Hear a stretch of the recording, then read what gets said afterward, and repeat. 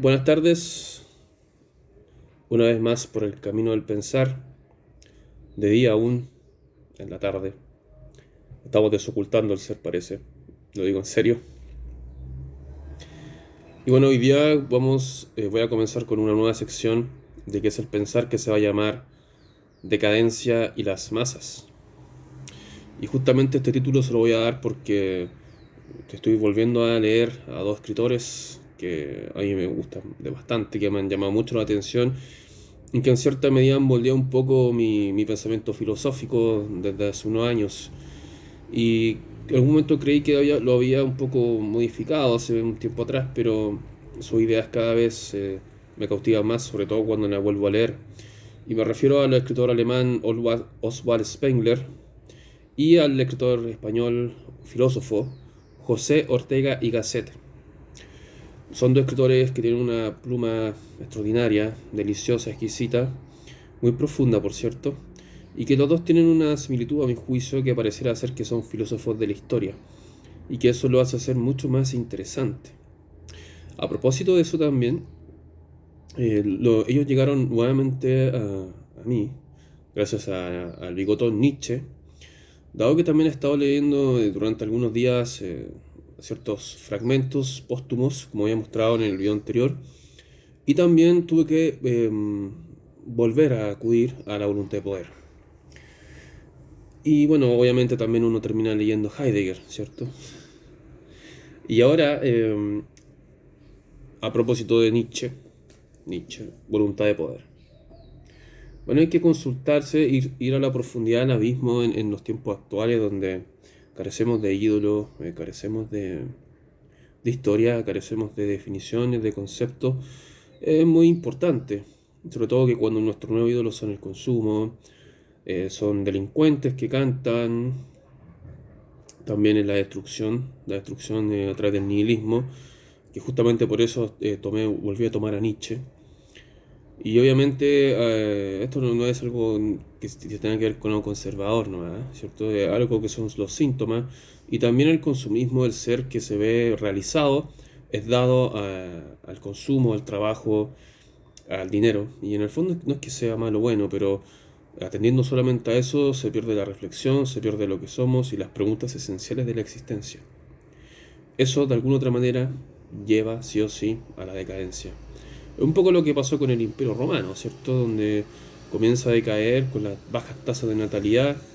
Bueno, obviamente esas tasas de natalidad tienen relación con guerra y enfermedades, pero también después eso provoca una inflación, un problema económico y las personas no quieren tener hijos, no pueden, y por eso se le llama una época estéril.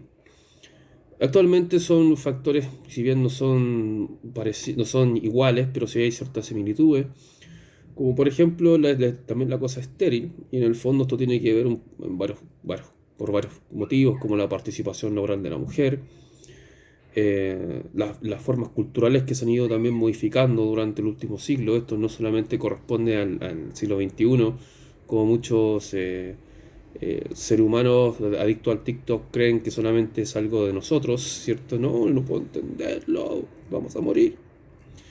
No, esto tiene que ver que en el fondo cuando hay un progreso, comienzan estas cosas de las democracias liberales, los seres humanos comenzamos a vivir una forma muy cómoda y de esa manera también todos participamos en el mercado laboral y eso significa también un cansancio, porque las personas se cansan cuando trabajan y eso también permite un poco de estabilidad y autonomía. Y también decisión, considerar también que décadas atrás, probablemente en los años 30, la mujer solamente tenía como realización tener hijos porque no trabajaba. Y eso también, evidentemente, evidenciaba que la familia puede tener varios hijos, ¿cierto? Quizás tampoco se había una consulta a ver si es que queríamos tener hijos. Era una configuración de dispositivo de la época. Y ahora actualmente no lo es. O creemos que no lo es. Pero bueno, a mí en verdad me da lo mismo que él quiera tener hijos, no me interesa. Solamente es un dato histórico para poder ir entendiendo lo que voy desarrollando. Y aquí vamos a ir con Nietzsche con la voluntad de poder. Este es un filósofo alemán, no tiene una unidad sistemática como Kant, Hegel, Leibniz, Aristóteles, qué sé yo. Pero sí tiene varios aforismos y unas reflexiones muy importantes que le podemos sacar mucho provecho. Son reflexiones muy profundas que también de alguna otra manera expresa el nihilismo de Europa del siglo XIX, que Nietzsche también llamó a este siglo de Europa el siglo de los colectivismos, en donde aparecen libros de la talla de Karl Marx, como el Manifiesto Comunista en 1848, y también en 1851, si no me equivoco, de Gobineau, el Conde Gobineau, de las desigualdades de la raza humana, que de alguna otra manera estos dos libros fueron la piedra angular, quizás, tanto de la Rusia bolchevique del siglo XX, de 1917, y también del nacionalsocialismo de Hitler de la década de los 20. Y esto, bueno, Nietzsche también lo critica, evidentemente, no le gustan los colectivismos porque de alguna otra manera el hombre no tiene cierta libertad para poder ser quien quiere ser o debe ser. No lo ve de una cosa libertaria, ni de mi cuerpo, no sé, mi libertad, el trabajo, el dinero, no. Nietzsche no lo ve en ese sentido para que los libertarios no se emocionen. Entonces acá dice Nietzsche, por ejemplo, la definición de hombre para él es considerado como una suma de fuerza. Nietzsche tiene que ver con los valores, valores de las épocas distintas que nos han acontecido. No tiene que ver mucho con el tema de la economía, de hecho casi nunca lo nombra, y si lo nombra la término economía lo hace de una forma poética. Y aquí lo que nos decía finalmente Nietzsche es que el hombre se ha vuelto mediocre porque se ha vuelto débil. Es decir, los valores del hombre que lo habían permitido ser fuertes estaban siendo controlados y censurados por la moral cristiana. Recordamos que Nietzsche tiene una crítica feroz al cristianismo, ¿ya? Y de esta manera, Nietzsche también criticaba al idealismo de Hegel, del idealismo alemán, donde dice que el idealismo es lo que permite a la mediocridad ser mediocre y a la mujer no ser mujer. Entonces acá, claro, o sea, él fue muy crítico de Hegel, como bien sabemos, y muchos hegelianos se van a enojar y van a decir, no, que él es triste, que se quiere matar, que se quiere suicidar. No es así sencillo. Yo creo que hay que tomar en consideración las reflexiones de Nietzsche. No hay que ser nietzschano, por cierto, pero sus reflexiones aportan bastante a la reflexión filosófica, sobre todo sobre todo en esta época. Bueno, dado que él habló mucho del nihilismo, Nietzsche nos contaba del nihilismo del siglo XIX porque habíamos perdido el sentido de la existencia, el sentido de la vida. Y este sentido se pierde finalmente porque no sabemos lo que queremos. Se pierde el sentido de la existencia.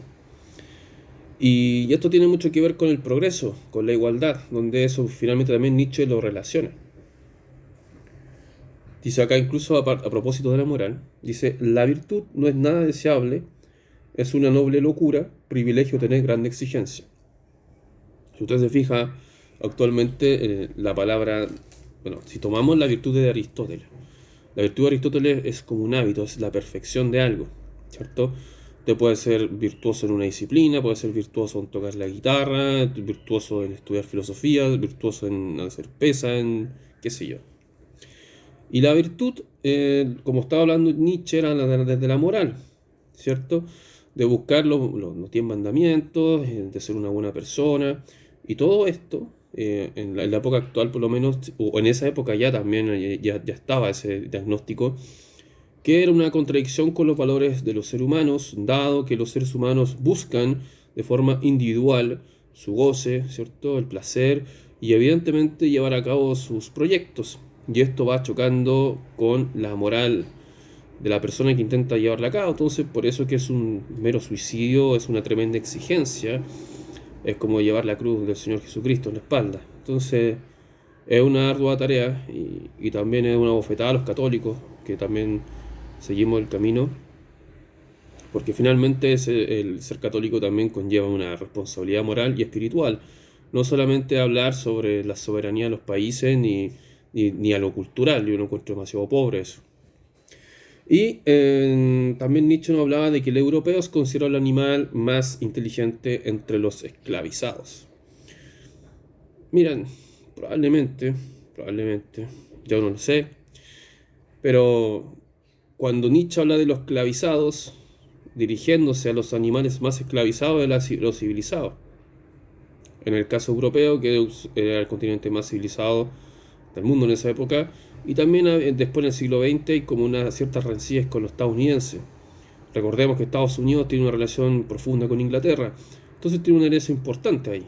Y ahí claramente Nietzsche te estaba tratando de decir que la decadencia viene de la civilización, o quizás de la civilización exagerada, de esa burguesía aberrante, donde las personas simplemente están ahí por dispositivos o configuraciones sociales de las cuales quieren aparentar en el circo, el cual le llaman vida.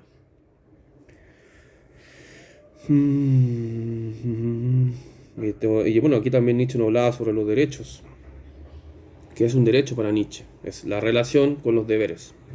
Final, punto final. Nietzsche era bastante pragmático en ese sentido y muy frío quizá. Pero en el fondo lo que él no quería son estos derechos abstractos que nacen a través de constituciones, que son básicamente en el papel y en la realidad no resisten, no por un tema de financiamiento económico, sino que más bien los seres humanos, cuando tenemos ciertos derechos, nos olvidamos de los deberes, de quiénes somos, y parecerá ser que solamente una pluma dentro de una constitución firmada por un presidente o de una convención va a determinar lo que somos como sociedad, lo cual es absurdo dentro del término de la existencia en sí, de lo que somos. Y mira aquí lo que dice Nietzsche. Oye, tápense el oído las personas un poco sensibles. El mayor número de los hombres no tiene derecho a la existencia. Este se convierte en una desgracia para los hombres superiores. ¿Vieron? O sea, acá Nietzsche evidentemente está hablando de la aristocracia, de la jerarquía, en donde solamente quienes tienen derecho a existir son los hombres superiores, los ciertos hombres que tienen ciertos valores, y los que están en la muchedumbre no tienen derecho a existir. Evidentemente eso choca con los principios del cristianismo católico, donde es todo lo contrario. Y ahí quizás podemos determinar que efectivamente Nietzsche no estaba de acuerdo con el catolicismo o con el cristianismo, ¿cierto? Por lo menos en esos términos que acabo de citar. Y aquí también habla sobre una rencilla entre hombre superior versus hombre inferior, que es como que para él es lo que un poco define lo que es el siglo XIX, por lo menos a mitad del siglo XIX, y él dice acá que el nihilismo es la convicción absoluta de la incapacidad de los valores supremos, o sea, que se reconocen. Y aquí finalmente yo creo que más de alguno de ustedes le ha pasado en su propia existencia que tiene una visión de una escala de valores en su familia, en su círculo cercano, donde sea, y tú te vas dando cuenta que a medida que tú vas creciendo, a medida que tú te vas desarrollando, ves que muchos de esos valores no se van cumpliendo, o por lo menos los que sí se toman en consideración es una escala de antivalores, que es una contradicción con lo que uno tiene como considera lo que es el bien. Eh, la deslealtad, la mentira, la búsqueda del dinero, que no está mal, pero te vas dando cuenta que muchas veces la gran mayoría de los seres humanos son capaces de bajarse los pantalones por 2 pesos que tú le pongas en la mesa, que en el fondo es lo que define un poco el sistema económico-social actual. Y es la crítica un poco que hace Nietzsche, que dice, mira, el nihilismo comienza también por esto, porque nos vamos un poco decepcionando de lo que estamos viendo. Nos vamos decepcionando de nuestros círculos familiares, le pasan los insultos, las peleas por el poder, que son estas micro peleas que aparecen también y que si vamos profundizando nos vamos dando cuenta. Cuando alguien está de malas, quiere insultar a la otra persona para poder descargarse porque no se descarga con quien quiso hacerlo. Y estas cosas también van de alguna otra forma transformando las conciencias que van siendo despertadas, esas autoconciencias indeterminadas que hablaba Hegel. O sea, se da la conciencia en el otro, pero también esa misma autoconciencia es conciencia cuando yo también me veo reflejado en el otro y se va desarrollando para fundirse en lo universal. Y acá dice Nietzsche, la moral es el acto de renegar la voluntad de existir. Bueno, pasamos a José Ortega y Gasset, filósofo español. Esta obra que es Bueno, aquí vienen dos obras. Viene el tema de nuestro tiempo y la rebelión de las masas, que es uno de los ensayos que sí marcó mucho la obra filosófica o carrera filosófica de José Ortega Gasset. Bueno, este libro se publica en 1930, en plena época de colectivismos o de movimientos sociales políticos, en las cuales pareciera ser que ser de derecha e izquierda definía a una persona sin antes preguntarse lo que era eso, y que justamente es muy particular de hoy en día. Voy a hablar un poco del libro y entre paréntesis voy a ir también comentando, haciendo comentarios respecto a nuestra contingencia. Y no solamente nuestra contingencia, una contingencia mundial también. La creación del siglo XIX es del colectivo y bueno, muy parecido a lo que dijo Nietzsche, y aquí también sitúa a Stuart Mill y Herbert Spencer, que con la defensa del individuo, y acá cita un libro que se llama El individuo contra el Estado, o algo así, me acuerdo que es de Spencer. Y para Ortega y Gasset, estos dos escritores lo que defienden es la idea de la libertad mediante la sociedad y no la idea mediante de la libertad individual. Más bien lo que quieren instalar estos filósofos, según Ortega y Gasset, es que en la sociedad se instalen los valores de individualidad, que la sociedad sea individualista y no así el ser, el individuo particularmente sea libre. Esa es una de las críticas que hace Ortega y Gasset.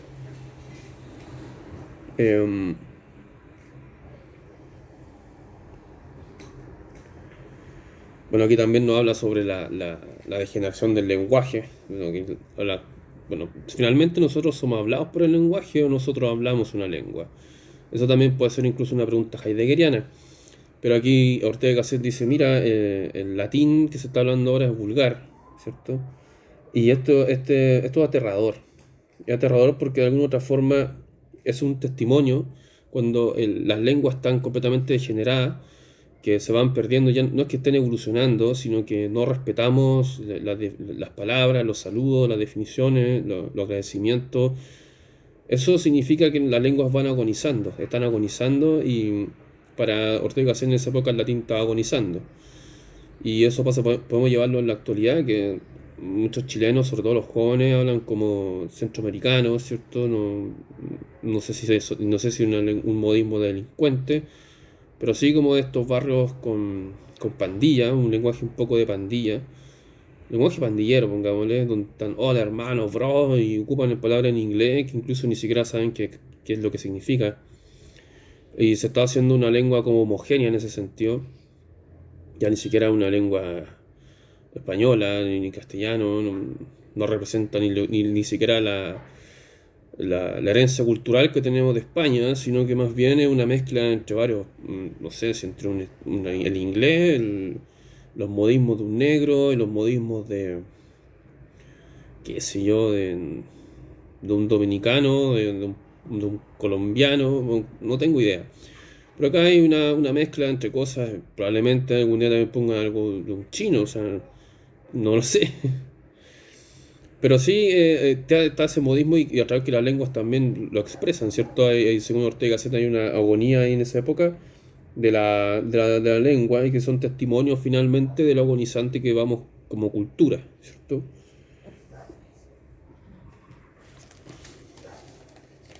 Y aquí es lo que quería tocar. Acá Ortega y Gasset lo voy a citar para después reflexionar. Dice, ser de izquierda es como ser de la derecha. Una de las infinitas maneras de ser un imbécil. No repetir, lo voy a repetir. Ser de izquierda es como ser de la derecha. Es unas infinitas maneras de ser un imbécil. Estos calificativos falsifican aún más la realidad. Lo demuestra el hecho de que los derechos prometen revoluciones, que las derechas prometen revoluciones y las izquierdas tiranías. Bueno, ¿por qué dice eso último? Bueno, esto no ha cambiado nunca, yo creo, por lo menos desde que pasó la Revolución Francesa. Y aquí aparece esto, no, que yo soy de izquierda, soy de derecha. Ejemplo, conversación de un asado típica de personas que no leen muy poco, si leen por estupideces. Dicen, mira, él es de derecha, él es de izquierda. TikTok. ¿Qué significa eso? Que las personas que son de derecha tienden a ser conservadores, tienen que ser liberales, tienen que ser ingenieros comerciales. Y en la izquierda un tipo flojo, hippie, que no trabaja, hediondo, qué sé yo. Si ahora lo tomo en consideración dentro de los que tienen una mera formación, y digo mera formación política filosófica, es decir, no el que está viendo Sin Filtro, ni esos programas, sino que me refiero a los que han leído un poquito de Marx, los que leyeron un poquito de Adam Smith, o Foucault, qué sé yo. Para él, el tipo de derecha es un facho, es un fascista, admirador de Augusto Pinochet Ugarte, probablemente tenga unas fotos de Hitler y de Mussolini en la pieza, y evidentemente es racista y clasista, y es un macho heteropatriarcal, que además también le gusta hacer sufrir a las mujeres y le gusta la Fuerza Armada. Por lo contrario, esta persona que es de derecha y que leyó un libro de Hayek, ¿cierto? Leyó, no sé, un libro a Kaiser y Agustín Laje, esa persona dice que el de izquierda es un empobrecedor, es un miserable, es un autoritario, es un fascista de izquierda, es un asesino, Marx no trató mal a los hijos, y evidentemente hay una cosecha de TikTok de por medio que lo hace hablar de que son personas que no respetan la libertad individual y los proyectos personales. Bueno, eso tampoco saben. Entonces finalmente lo que hace acá Ortega y Gasset es decir, rotularse de esa manera es una imbecilidad, porque finalmente responden a algo ideológico filosófico, de lo cual también está... eso también responde a una interpretación personal de cada persona, y la interpretación personal de cada persona es la intuición, la representación de un objeto hacia ella, y eso va a depender también de lo que yo considere como tal. Por tanto, sabemos que en verdad las ideas políticas también son filosóficas y tienen una profundidad importante, no es algo tan vago como eso, pero entendámonos en el contexto de personas comunes y corrientes que ven todo el día TikTok, WhatsApp, Facebook y eso, Netflix, la televisión abierta. Entonces, si tomamos esta consideración, aquí Ortega Gasset dice lo siguiente, dice, hay que reflexionar. Y cuando yo hablo de una forma política, es saber cómo yo pienso el individuo, cómo yo pienso el hombre, cómo pienso el Estado, cómo yo pienso la religión, cómo pienso a Dios, cómo pienso la sociedad. Es una forma política inteligente y profunda de lo como pregunta un filósofo. No así como con esa ordinariez de lo que acabo de mencionar anteriormente, que es lo más común. Difícilmente usted, si es que tiene una formación política un poco más profunda, lo va a poder explicar a una persona. Imagínense usted en el trabajo, o en la micro, o en un automóvil, un asado, explicando esto, probablemente el importe o lo van a apurar o se van a bostezar. Ah, deja confiable, el celular. Sí. Y bueno, aquí también habla de la demagogia, que es una forma de degeneración intelectual que aparece en Europa, en concreto en Francia, en 1750. Y aparece en Francia porque es el continente donde nacen las grandes revoluciones, por lo menos de la modernidad. Como bien sabemos, nace la Gran Revolución Francesa en 1789.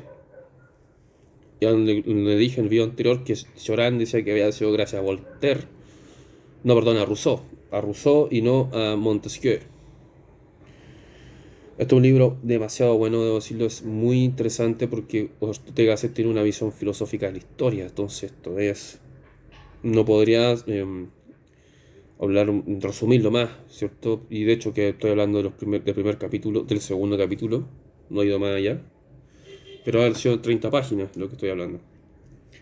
Y ahora vamos con el siguiente, que es Oswald Spengler, La decadencia accidente, que solamente tengo este tomo, y es lo único que he leído, que es el primer tomo. Como ustedes podrán ver, esto es un tomo que ya tiene casi 600 páginas. Y bueno, lo bueno de este libro es que, curiosamente, también el prólogo lo hace Ortega y Gasset, el filósofo español. Esto fue traducido por García Morente, que es un filósofo español buenísimo también, que también ha escrito cursos de instrucción de la filosofía, que también he leído. Tengo un libro de Morente que leí el año pasado sobre la instrucción a la filosofía o la historia de la filosofía, que probablemente con el tiempo lo vuelva a retomar y yo espero también acá compartir con ustedes ciertas reflexiones.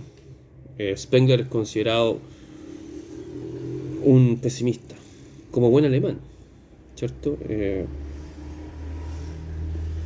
En el prólogo, Spengler, y por tal de Ortega Gasset también, que Ortega Gasset dice algo muy interesante porque dice muchas veces que Los historiadores solamente atienden al hecho, al dato de histórico, pero no hacia las causas, no hacia la reflexión de esto. O sea, te pueden contar, ejemplo, ¿qué significa la muerte del César? Bueno, se murió alguien en Roma, listo, en el siglo tanto. Pero no hay un objeto histórico filosófico a descubrir, a reflexionar. ¿Por qué pasa esto? Y aquí muchas veces en el colegio, uno enseña historia, en el año 1918 se declara la independencia de Chile. En 1830 la batalla del Ircay. En 1891 la guerra civil. Ya, no hay nada más. Pero ¿cuáles son los hechos? ¿Qué es lo que gatilló que llevaran a eso? ¿Cuáles son los pensamientos filosóficos que provocó todo esto? ¿Acaso cuando nos hablan de la primera junta de gobierno nos contaron de que estaba en la guerra, en la invasión napoleónica? Napoleón venía de la Ilustración, de Francia, ¿cierto? Con esta idea colectivista de los derechos del hombre, o sea, no sabemos. Bueno, Oswald Spengler, para hacer este trabajo se demoró 10 años, estuvo escribiendo y después la obra toma forma y se publica. Y bueno, Spengler es una persona considerada pesimista, como dije anteriormente, por las formas que tiene de ir reflexionando la historia. Spengler era un crítico del idealismo alemán, no le gustaba, ¿cierto? Para él la existencia es, y lo que hay que hacer finalmente no es buscar cosas abstractas ni cosas especulativas, que es lo que hacía un poco el idealismo alemán, que era reflexionar más allá de lo que está dado, más allá de lo que es. Spengler no iba por ese camino, a Spengler lo que le interesaba era la verdad particular, en este caso la de él, y evidentemente hablaba de que la verdad es el pensador mismo, es la personalidad que está viciada en una doctrina. Es decir, como piensa el ser humano, como piensa el filósofo o el escritor, tiene que ver en primera instancia con su propia experiencia, y esto evidentemente puede tener una doctrina, pero él, por lo que entiendo, propone primero al individuo y después al colectivo, que él lo hace lo contrario a veces, muchas veces el idealismo alemán, que si bien el yo, en el caso de Fichte, el yo es el que transforma la realidad, al no yo, la naturaleza. Y Spengler lo que nos está haciendo acá es eso. Él dice, yo reflexiono de mi verdad, no de las verdades. Y eso quizás que podríamos como contraponerlo, además que Spengler dice que es lo que le interesa el destino de la cultura. No, dice también que lo que es importante es entender el fenómeno de la decadencia. ¿Por qué está la decadencia? La decadencia finalmente responde a la antigüedad, responde a un choque entre la época que correspondía a él cuando estaba vivo y la antigüedad. Entonces, él acá dice lo siguiente, por ejemplo, al estudiar Napoleón, raro es que no se dirija una mirada a César y otra a Alejandro, que la segunda es certera, se refiere a Alejandro Magno, porque Napoleón advirtió su posición, que tenía afinidades con Carlomagno. Y los jacobinos se llamaban a sí mismos los romanos. Entonces, acá dice, ¿cómo no va a haber una relación? No está hablando Spengler de una cosa como esotérica, de reencarnaciones, pero lo que sí hay que comprender es por qué estas situaciones se vuelven a repetir siglos después. ¿Por qué pasa esto? ¿Por qué hay un Napoleón? ¿Cierto? O sea, ¿por qué aparecen estos ideales de colectivismo, de mejora del ser humano? ¿Por qué justamente aparecen ahora? Porque ahí le hace una crítica a Immanuel Kant, donde Kant dice que el saber para Kant es un saber matemático. ¿Y por qué? Porque Kant veía como las formas innatas de la intuición y las categorías del entendimiento. Él no pensaba las categorías en términos históricos. Vengo a la priori, al posteriori, Kant.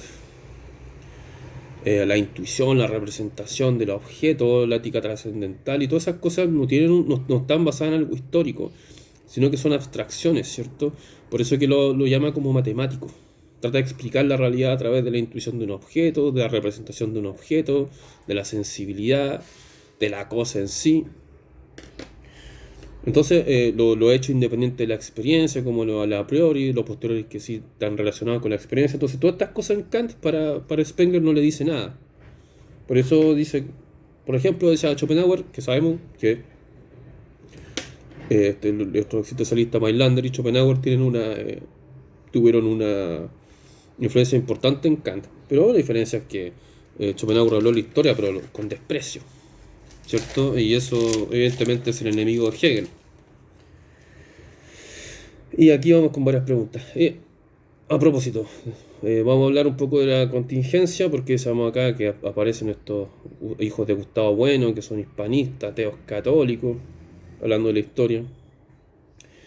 Y claro, yo he visto a una persona que se llama Santiago Armesilla que hace críticas a las personas que no trabajan con las categorías de este filósofo Gustavo Bueno, español. Y en el fondo es porque somos americanos del sur, y pareciera ser que este tipo de personas todavía creen que somos súbditos de ellos. Cuando nosotros evidentemente nos independizamos de la corona española hace casi más de 2 siglos, ¿cierto? Y eso es lo que no quieren entender. Y eso no significa que no haya una admiración. Evidentemente uno tiene que entender la herencia de la corona española, de España, sobre todo nuestro lenguaje y ciertas instituciones culturales. Lo que no significa que nosotros como chilenos tengamos que vivir súbditamente a una corona que no tiene que ver con nosotros. Ni siquiera vivimos en una monarquía constitucional. Así que eso da lo mismo. ¿Por qué lo digo esto? Porque estas personas marxistas, ateas, que están haciendo una especie de nacionalismo de izquierda, que incluso hay fascismo entre medio que ellos mismos se critican, comparten esta visión y las categorías del señor Bueno. Cuando el señor Bueno, ¿cierto? Él fue un filósofo moderno que tiene una cierta interpretación que evidentemente contribuyó al pensamiento filosófico, pero él no tiene ninguna unidad sistemática que ha sido avalada de forma histórica. Es decir, él no es ningún Aristóteles, no es Marx, no es Santo Tomás de Aquino, no es nada de eso, no es Nietzsche. Entonces, finalmente, lo que hay que comprender es que todas estas cosas de categorías que muchas veces se la apropian ciertas personas, llega a ser ridículo, que ellos dejan definir lo que una persona de derecha y una persona de izquierda. Y ocupan mucho la palabra. De hecho, este señor Mesía, que era alumno de este señor Bueno, igual que este señor desagradable maestro, que es muy pesado y que probablemente si alguien se enoja le pega un golpe en la cara, le muera un infarto del terror. Pero bueno, y que dicen que los escritores no tienen que tener sentimientos, entre otras tonteras, pero bueno. Estas cosas del señor Bueno, o que son llevadas a cabo en la actualidad por ciertos youtubers, no responden a lo que es. Son cosas abstractas que evidentemente importan, pero no para definir un ser humano, pero lo hacen constantemente a través de sus discursitos, y que no entienden que también están infectados algo de progresista. Pero bien, no voy a entrar en eso, era una pequeña observación, y es porque los videos se me cortan cuando llevo 33 minutos, así que me parece que tengo un grado masónico. Así que bueno, eso, muchas gracias a los que ven, y bueno, lo voy a subir. Vamos a seguir con lo alemán. Tenía algo de Heidegger de Cuernos Negros preparado, pero dado el tiempo no voy a alcanzar. Así que voy a seguir leyendo esta obra de la decadencia occidente. Vamos a seguir con Spengler, con Ortega y Gasset, y vamos a meter algo de Heidegger también. Así que muchas gracias por ver, que tengan muy buen fin de semana.